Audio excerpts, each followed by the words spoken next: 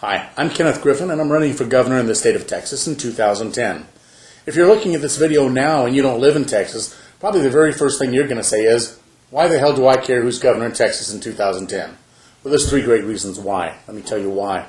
In the platform and what we are going to accomplish in Texas, there are three main things, which are, we are going to eliminate federal income taxes in Texas. And believe it or not, there's 6 legal ways to do that. Number 2, we're going to eliminate property taxes on your house, on your single-family residence, if you live in it. And number 3, we're going to bring gasoline down to $1.50 a gallon. So, if you don't live in Texas, why does that affect you? Because we won't be able to do this just in one state. But when we do it in Texas, your state will follow. So, listen to this video, see what you think. Here's what we're going to try to do. I want to have a one-on-one conversation just with you. And I want to talk just like it's just you and me sitting at this table, and we're going to discuss a few things. And right now, at this particular moment, what I'd like to talk to you about is inflation. What is inflation? Well, I think if we ask 95% of the people, they're going to say, well, that's where prices go higher and stuff costs more money.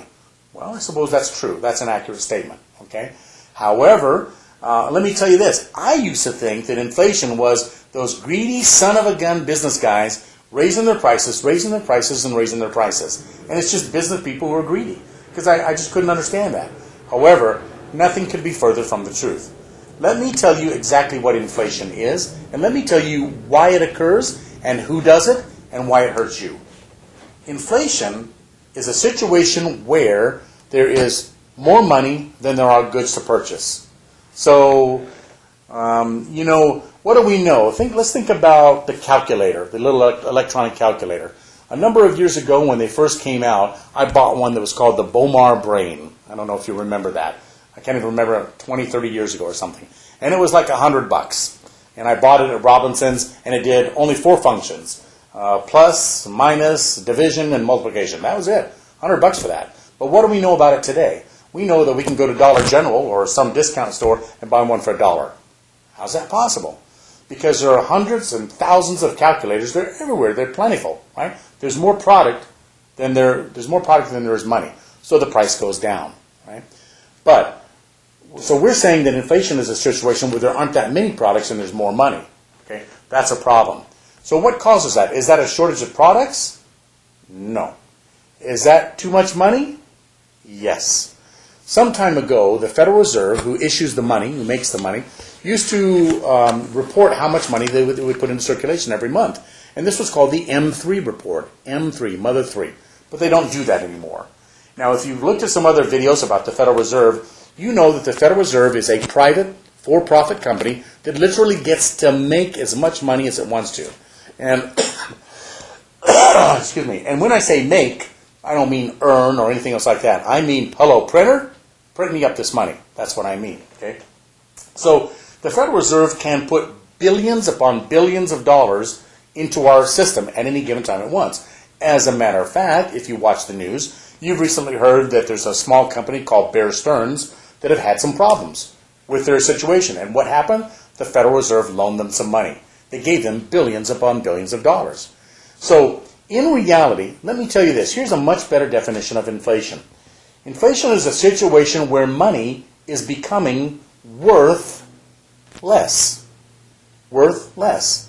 Here's the example. I read an article not too long ago that said when the Camaro came out in, I forgot what, 1965, do you know how much it cost for a brand new Camaro? It was like $2,400. $2,400 for a brand new car. Now, they stopped making the Camaro, I don't know what, 2005, I'm not sure when. But when they stopped making it, it wasn't $2,500. It was probably more like $25,000 or $30,000. But tell me what changed about the Camaro. Yeah, the style changed and all this, but it still got tires and a steering wheel and a radio and seats and upholstery and an engine, right? It's pretty much the same. So how is it that it went from $2,500 to $25,000? The answer is simple.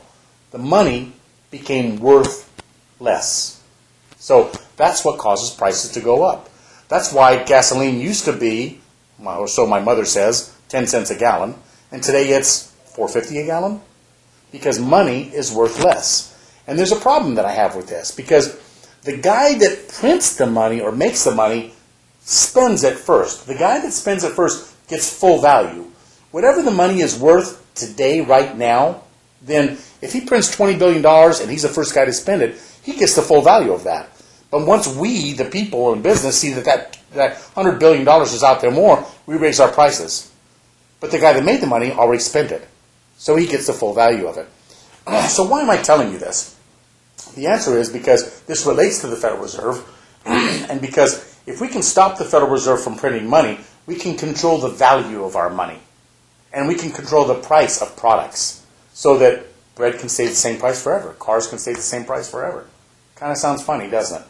But what I'm trying to tell you is that inflation tax, because here's another aspect of inflation. Of course, we recognize inflation is when things cost more. So you have all this money in the bank and you're 65 and you've worked all your life and you got, I don't know, whatever a ton of money is, $1 or $2 or $3 million. Okay? But what good does that do if the cost of living has risen 100 or 200 or 1,000%? The amount of your money in your bank is fixed. Okay? You're not getting interest on that $1 million. So you've got $1 million in there, and 30 years ago that was a great deal of money. Today you got $1 million in there, and that's not enough money to buy a house in Los Angeles, in a crummy suburb. So are you rich? No, you're not. We need to control inflation. That's just basically a note about inflation, and we want to be able to control our monetary system, and we're not. Right? So let me sum this up.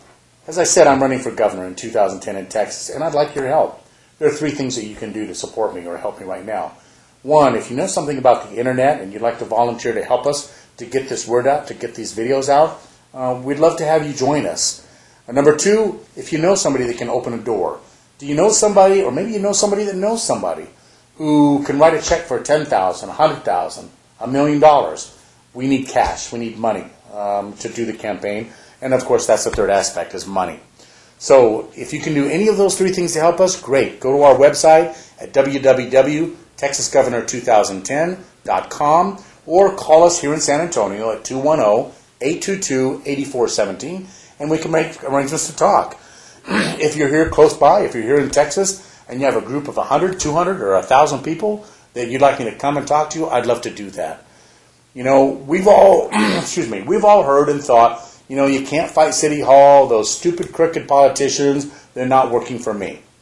Well, now's your chance, you know, because, you know, everybody on the internet, you can go to internet site after internet site, and everybody's going to have their idea, we need to do this guy's a crook, there's a problem here, but very few people are saying, hey, I'll take the lead, I'll do it, all right? Well, I'm Kenneth Griffin. Here I am. I'll take the lead.